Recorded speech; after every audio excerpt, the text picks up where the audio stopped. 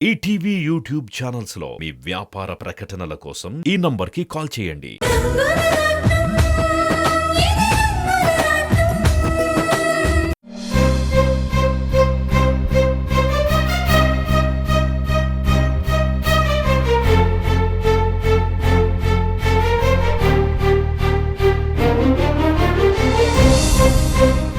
ఆ నారాయణ ఆకలంటూ ఆశ్రమానికి వచ్చాడు.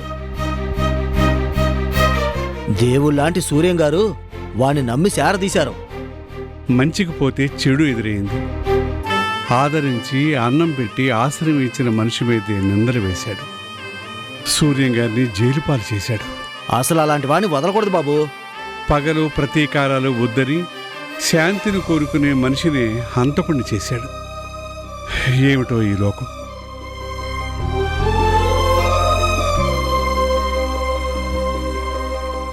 అందరూ వినండి.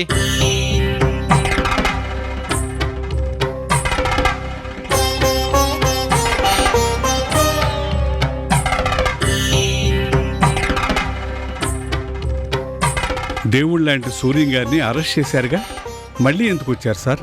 చూడండి, మీరందరూ వెంటనే ఆశ్రమాన్ని ఖాళీ చేసేసేయండి. ఆల్రెడీ దీన్ని సీజ్ చేసేసాం.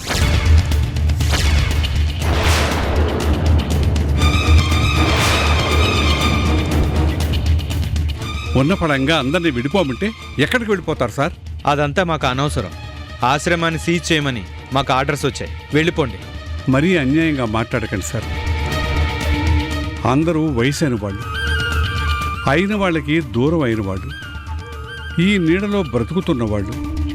పొండి అంటే ఎక్కడికి పోతారు సార్? ఏట్లోకి పోండి.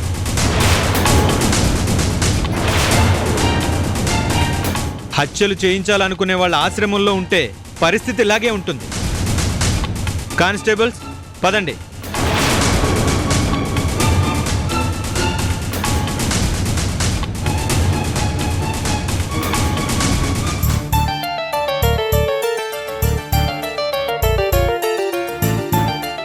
అయ్యో, ఏంటయ్యా ఇది? ఇప్పుడు ఎక్కడికైనా వెళ్ళి బతకాలి.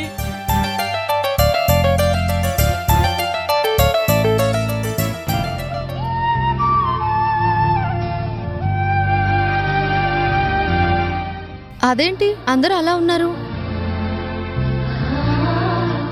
అందరికీ నీడ ఆశ్రమం, దాన్ని సీజ్ చేశారు. అన్నం పెట్టిన సూర్యం గారిని అరెస్ట్ చేశారు. దేవుడు లేని గుడి, దీపం లేని ఇల్లు చీకటిగానే ఉంటాయమ్మా. మా అందరి పరిస్థితి అదే. ఏంటి బాబాయ్ గారు, అందరికీ ధైర్యం చెప్పాల్సిన మీరే ఇలా అయిపోతే ఎలా?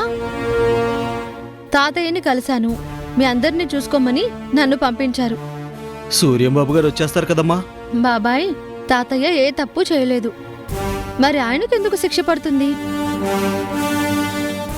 తొందరలోనే వచ్చేస్తారు. మీ ఎవ్వరిని ఆకలితో ఉంచొద్దని నన్ను పంపించారు.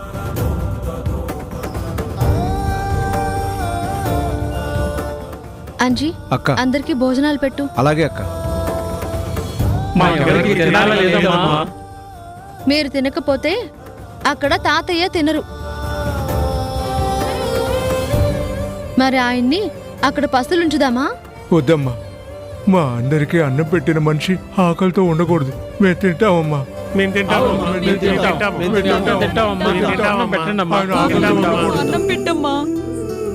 ఆయన ఆకలితో ఉండకూడదమ్మా. మేము తింటాం. కూర్చోండి. అంజీ రా.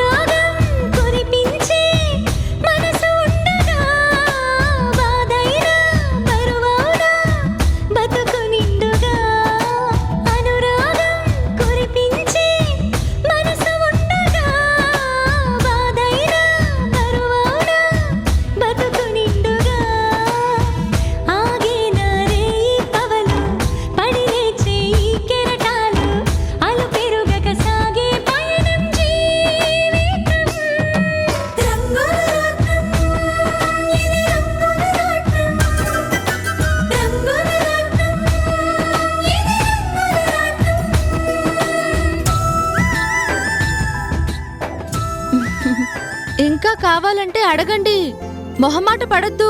చాలా సంతోషం చాలా అమ్మా. సంతోషం అమ్మా. సంతోషంగా ఉంది. ఆ, ఆ. సరే తినండి.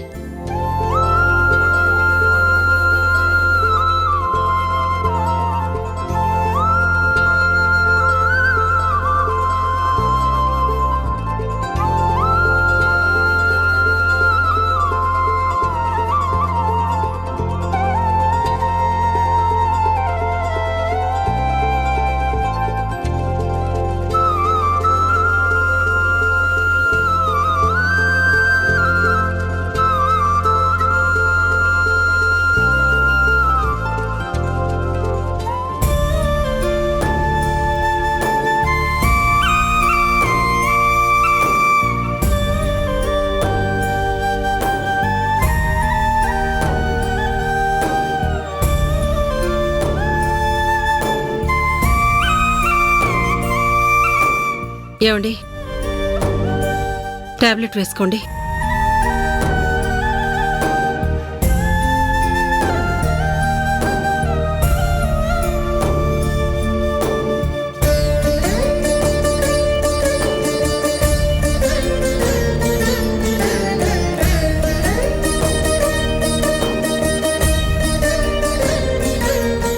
ఏంటి పూర్ణ, నిన్నటి నుంచి నువ్వు ముభావంగా ఉన్నావు? గుడ్డి నమ్మకం ఎంత ప్రమాదకరమైందో అర్థమైందండి. నా అదృష్టం బాగుంది కాబట్టి మీకేం జరగలేదు, లేదంటే పరిస్థితి మరోలా ఉండేది. అమ్మో, అది ఊహించుకుంటేనే నేను తట్టుకోలేకపోతున్నాను. ఊరుకో పూర్ణ, ప్రాణ స్నేహితుడే ప్రాణాలు తీసే ఎముడవుతాడని ఎవరైనా ఊహిస్తారా? వాడి మీద నాకెంతో కోపం ఉన్నా వాడి ప్రాణం పోవాలని మాత్రం నేనెప్పుడూ కోరుకోలేదు. వాడు అలాగే ఉంటాడు అనుకున్నాను. మా రక్తాలు వేరు కదా, మనస్తత్వాలు కూడా వేరుగా ఉంటాయని నాకిప్పుడే తెలిసింది. అన్నయ్యని ఎంత నమ్మానండి. మీరే అనవసరంగా ఆయన్ని అపార్థం చేసుకుంటున్నారని ఇన్నాళ్ళు మీ మీద కోపాన్ని పెంచుకున్నాను. నువ్వు నాకు తోడపుట్టిన చెల్లితో సమానమని ఒకప్పుడు ఆయన చెప్పిన మాటలు నిజమే అనుకున్నాను. నా సొంత అన్నయ్య నా కుటుంబానికి ఎందుకు ద్రోహం చేస్తాడని నాలో నేనే మదనపడ్డాను. వర్ష పొరపాటున దూరం అయి ఉంటుంది, అది మీరు అర్థం చేసుకోలేకపోతున్నారని బాధపడ్డాను. కాని మీ నీడలా ఉంటూ మీతో ఉంటారు అనుకున్న మనిషి మృత్యువు నీడవుతాడని నేను ఊహించలేకపోయాను. పగ మనిషిని ఎంతకైనా దిగజారుస్తుంది పూర్ణ. సీత విషయంలో అప్పుడు మనం ప్రవర్తించిన తీరు వాడు మనసులో పెట్టుకున్నట్టున్నాడు. అప్పట్నుంచి వాడు మన మీద పగతో ప్రతీకారంతో రగిలిపోతున్నాడు. అందుకే తన కూతురు బిడ్డ అని కూడా చూడకుండా వర్షని వదిలేశాడు. జీవితాన్ని పంచుకున్న భార్య చనిపోయిందని తెలిసినా పట్టించుకోకుండా దూరంగా ఉండిపోయాడు. అనుకోకుండా మనం ఎదురుపడేసరికి మళ్ళీ కొత్త నాటకం మొదలుపెట్టాడు. నేను నమ్మలేదని తెలిసి మరింత రగిలిపోయాడు. వంశీని తన వైపుకు తిప్పుకొని సమంతని బాధ పెడుతున్నాడు. చివరికి నన్నే అంతం చెయ్యాలన్న నిర్ణయానికొచ్చాడు. పోనీలే పూర్ణ, ఎంతైనా స్నేహితుడే కదా. ఇంకా వాడి గురించి ఎక్కువగా ఆలోచించకు, వదిలే. ఎలా వదిలేయమంటారండి? ఏ ఆడదానికైనా భర్తని మించిన వారుండరు. అది తల్లిదండ్రులైనా కడుపున పుట్టిన పిల్లలైనా భర్త తర్వాతే అవుతారు. నా జీవితం మీరు, నా ఐదోతనం మీరు. వాటిని తుంచేస్తాను తెంచేస్తాను అనే నిర్ణయానికి ఎవరైనా వస్తే వాళ్ళు నాకు పరేవాళ్లే అవుతారు. ఇన్ని రోజులు అన్నయ్యని కలుపుకుందామని నేను మిమ్మల్ని అడిగేదాన్ని. మీరిద్దరూ కలవాలని ఆ దేవుణ్ణి కోరుకునేదాన్ని. కానీ ఇప్పుడు చెప్తున్నానండి, మీరిద్దరూ ఎప్పటికీ కలవకూడదు. సీతతోనే ఆయనకి మనకు ఉన్న బంధం తెగిపోయింది. ఇక ఈ జన్మలో ఆయన మనింటి గుమ్మం తొక్కకూడదు, మనతో ఏ సంబంధం పెట్టుకోకూడదు. ఎస్, నేననుకున్నదే జరిగింది. ఈ ఇంట్లో సూర్యానుకున్న పెద్ద సపోర్ట్ వదిన ఒక్కతే. ఇప్పుడు ఆవిడ మనసు కూడా విరిగిపోయింది.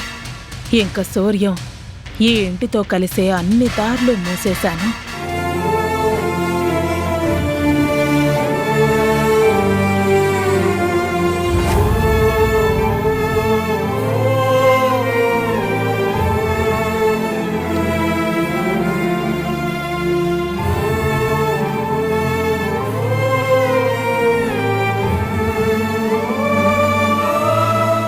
సూర్యం గారిని కలవాలి. సూర్యం గారా అక్కడున్నారు, వెళ్ళండి.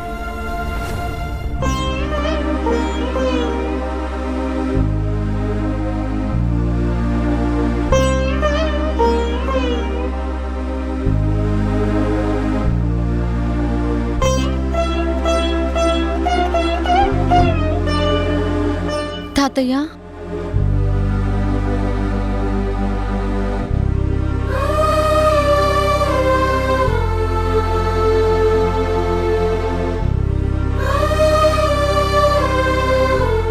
నువ్వెందుకు వచ్చావమ్మా? అదేంటి తాతయ్య, మీకెంత కష్టం వస్తే నేను రాకుండా ఎలా ఉంటాను? అవును సార్, మీరు ఇలా అన్యాయంగా అరెస్ట్ అయ్యారని తెలిసిన దగ్గర నుంచి పాపం రాణి చాలా బాధపడింది సార్. అందరికీ సాయం చేసే మంచి మనసున్న మనిషి మీరు. అలాంటి మీ మీద ఈ నిందలేంటి తాతయ్య? పగ మనిషిని ఎంత పతనానికైనా దిగజారుస్తుందమ్మా. స్వార్థం ఎన్ని దారుణాలైనా చేయిస్తుంది. దురాశ ఇలాంటి దుర్మార్గాలకు తెగిస్తుంది. అదేంటి తాతయ్య, నేనెవరో మీకు తెలియదు. గుడిలో పరిచయం అయ్యారు. తాతయ్య అని పిలిచానన్న అభిమానంతో నాకెంతో సాయం చేశారు. రాధాగారి కష్టాన్ని గుర్తించి ఫ్యాక్టరీని అప్పగించారు. మళ్ళీ రాధాగారు మంచాన పడి ఫ్యాక్టరీ చేజారిపోతుంది అనుకుంటే అది నా పేరు మీద రాసిన గొప్ప మనసున్న మనిషి మీరు. అలాంటి మీ మీద పగ ప్రతీకారాలు అంటే వినడానికే చాలా ఆశ్చర్యంగా ఉంది తాతయ్య. అమ్మారాణి, నువ్వు మంచి మనిషివి కాబట్టి అందరి గురించి మంచిగానే ఆలోచిస్తావు. కానీ ఈ లోకంలో అందరూ అలా ఉండరమ్మా. కోకిల ఉన్న చోటే కాకులు కూడా ఉంటాయి. నా మనుషుల్ని కొనేసి నన్నే ఇరికించారమ్మా. అసలు ఈ దేవరాజు ఎవరు తాతయ్య? ఇంత జరుగుతుంటే బయటికి రాకుండా ఏం చేస్తున్నాడు? అసలు బ్రతుకుంటేనే కదా మా బయటికి రావడానికి. ఎన్నో సంవత్సరాల క్రితమే చనిపోయాడు. అవునా? అవునమ్మా. ఆ దేవరాజ్ మొదట్లో నా స్థలం కబ్జా చేసి నాకు పరిచయం అయ్యాడు. కాని తర్వాత మా స్నేహంలో చాలా మంచి మనిషిగా మారాడు. అతని అనుచరులు కూడా మారిపోయారు. వాళ్ళల్లో ఒకడే ఈ బాలాజీ. నన్ను మొదటిసారిగా తాతయ్య అని పిలిచిన వ్యక్తి ఆ దేవరాజు కూతురు కీర్తిని. నా మనవరాల్ని కీర్తికి అప్పగించాను. ఆ తర్వాత నేను వాళ్ళకి దూరమయ్యానమ్మా. అంటే మీరు వెతికే మనవరాలు వాళ్లేనమ్మా. తన సొంత మనవరాలు దేవరాజు కూతురు కీర్తిని కనిపెట్టి మంచికి పోతే చెడు ఎదురైంది. తన తండ్రి ఆస్తులను అప్పగించాలని తపన. అదే మా సూర్యం గారి మనసు. ఇది ఎంత విచిత్రమైంది తాతయ్య. దేవరాజు కూతురికి ఆస్తి అప్పగించాలని మీరనుకుంటే అదే దేవరాజు అతని మనుషుల వల్లే మిమ్మల్ని నేరస్తులు అంటున్నారు. అలాంటి దుర్మార్గుడి కూతురు ఎక్కడున్నా కష్టాలు పడుతూనే ఉంటుంది. మీ ఉసురు ఊరికే పోదు తాతయ్య. తప్పమ్మా, అలా మాట్లాడకు. కీర్తి నా మనవరాలు పెంచుతోంది. అలా మాట్లాడడం తప్పు. క్షమించండి తాతయ్య. మిమ్మల్ని పరిస్థితుల్లో చూసి తట్టుకోలేక అలా అన్నాను. ఎవరో చేసిన తప్పుకి వాళ్ళని నిందించాల్సిన అవసరం లేదమ్మా. చలపతి గారు, ఆశ్రమంలో అందరూ బాగానే ఉన్నారుగా? ఎక్కడ సార్, మారణాయుధాలు దొరికాయని ఆశ్రమం సీజ్ చేశారు. అందరం అక్కడే చెట్ల కింద ఉంటున్నాం. అబ్, మరి అందరికీ భోజనాలెలా? కొంపదీసి పస్తులుంటున్నారా? లేదు సార్, మన రాణి ఉందిగా, అమ్మలా అందరికీ తనే అన్నం పెడుతుంది. చాలా సంతోషమమ్మా, నా బాధ్యత తీసుకున్నందుకు. తాతయ్య, మీరు ధైర్యంగా ఉండండి, మీకేం కాదు. అలాగే ఆశ్రమంలో ఎవరు ఆకలితో ఉండరు, నేను చూసుకుంటాను. చాలా సంతోషమమ్మా. వస్తాను తాతయ్య. వెళదాం.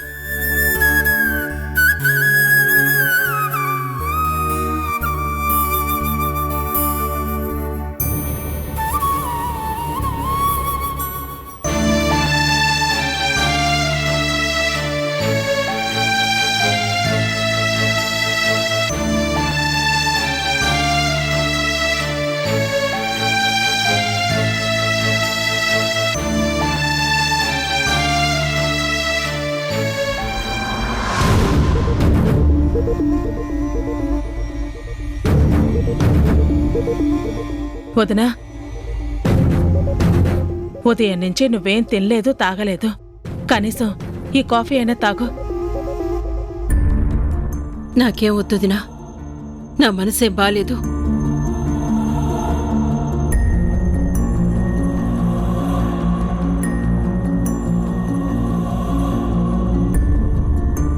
నాకు తెలుసొదినా, అన్నయ్యకు అలా జరిగిన దగ్గర నుంచి నువ్వెంత బాధపడుతున్నావో నేను ఊహించగలను.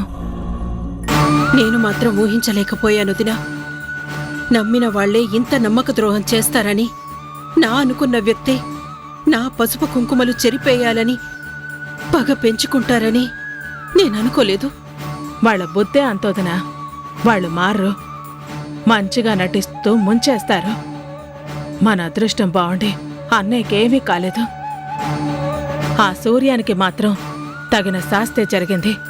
పోలీసులకి దొరికాడు. ఆశ్రమం కూడా సీజ్ చేశారు. పోలీసులు పట్టుకున్నారు కదా అని మనం వదిలేయకూడదు జ్ఞాని. ఆ సూర్యం ఎప్పటికీ బయటికి రాకూడదు. ఊపిరి ఆగిపోయేంత వరకు ఆ జైల్లోనే ఉండాలి. అలా జరగాలంటే చాలా చెయ్యాలి సమంత. అది అంత ఈజీ కాదు. ఆ సూర్యానికి జనాల్లో సింపతి ఉంది, ధనబలం ఉంది. అలాంటి మనిషికి శిక్ష పడాలి అంటే మనం ఎక్కువగా కష్టపడాలి. డబ్బా ముసలోడి దగ్గరే ఉందా, మన దగ్గర లేదా? చూడుగ్రాని, ఆ ముసలోడు తాతిని చంపాలని చూశాడు. మన ఇంటికి అన్యాయం చేసి తను ఆనందించాలనుకున్నాడు. అలాంటి వాణ్ణి అస్సలు వదలకూడదు. ఎంత ఖర్చైనా సరే శిక్ష పడేలా చేయాలి. చూడు సమంత, ఇక్కడ కావాల్సింది డబ్బు బలం కాదు, మాట బలం. నారాయణ్ణి నేను చూశాను కాబట్టి వాళ్లే చేయించారని నేనే సాక్ష్యం చెప్పి అరెస్టు చేయించాను. కోర్టులో కూడా ఇదే సాక్ష్యం చెప్పు, సరిపోతుంది కదా. చాలదు సమంత. అరెస్టుకి పనికొచ్చిన నా సాక్ష్యం శిక్ష వేయటానికి పనికిరాదు. ఎందుకంటే నేను జైలు శిక్ష అనుభవించి వచ్చిన మనిషిని. ఆ సూర్యం లాయరు అదే వంకతో చాలా తెలివిగా తప్పించుకునేలా చేస్తాడు. అలా ఎలా కుదురుతుందో దినా? నువ్వు తప్పు చేశావు, దానికి తగిన శిక్ష అనుభవించావు. తర్వాత మారిపోయి మా అందరితో కలిసి మంచిగా బతుకుతున్నావు. కానీ ఇక్కడ జరిగింది వేరు కదా. మంచితనంగా నటిస్తూ స్నేహం అనే ముసుగులో నా భర్త ప్రాణాలు తీయాలనుకున్నారు. అది నేరవే కదా, అందుకు శిక్ష పడాలి కదా. అది నిజమే వదనా. ఆ సూర్యానికి తప్పకుండా శిక్ష పడుతుంది. కానీ ఎప్పుడు? కోర్టుకి నువ్వొచ్చి సాక్ష్యం చెప్పినప్పుడు. నేనా? అవునదనా, నీ సాక్ష్యమే బలం అవుతుంది. నీ మాటలకే విలువ ఉంటుంది. అందుకే నువ్వే సాక్ష్యం చెప్పాలి. తప్పకుండా చెప్తాను దినా. ఇన్ని రోజులుగా ఆ సూర్యాన్ని ఎంత నమ్మానో, నా సొంత అన్నయ్య కన్నా ఎక్కువగా చూసుకున్నాను. నా కుటుంబానికి మంచి చేసే మనిషిని అనవసరంగా అపార్థం చేసుకుంటున్నారని ఆయన్నే తప్పు పట్టాను.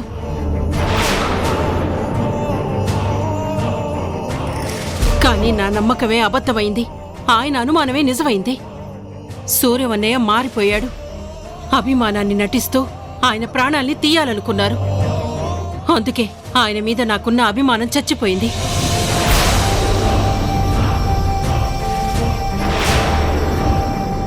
నా భర్త ప్రాణాల్ని తీయాలనుకున్న మనిషి నాకెప్పటికీ శత్రువే. నా సాక్ష్యం వల్లనే శిక్ష పడుతుంది అనుకుంటే తప్పకుండా చెప్తాను దినా. నువ్విదే మాట మీద ఉండదునా. ఆ సూర్యం జీవితాంతం జైల్లో చెప్పుకూడు తినేలా నేను చేస్తాను.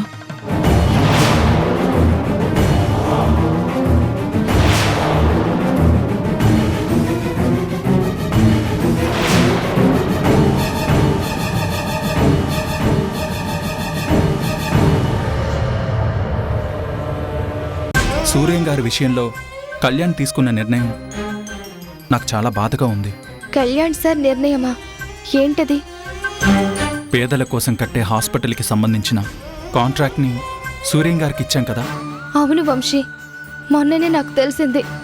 ఆ వర్క్ ఆర్డర్ పేపర్స్ సార్ నాతోనే పంపించారు. ఆశ్రమంలో వాళ్ళ మనిషికి నేనే ఇచ్చాను. కానీ ఇప్పుడు ఆ నిర్ణయం మార్చుకున్నాడు. Tender cancel చేయాలనుకుంటున్నాడు.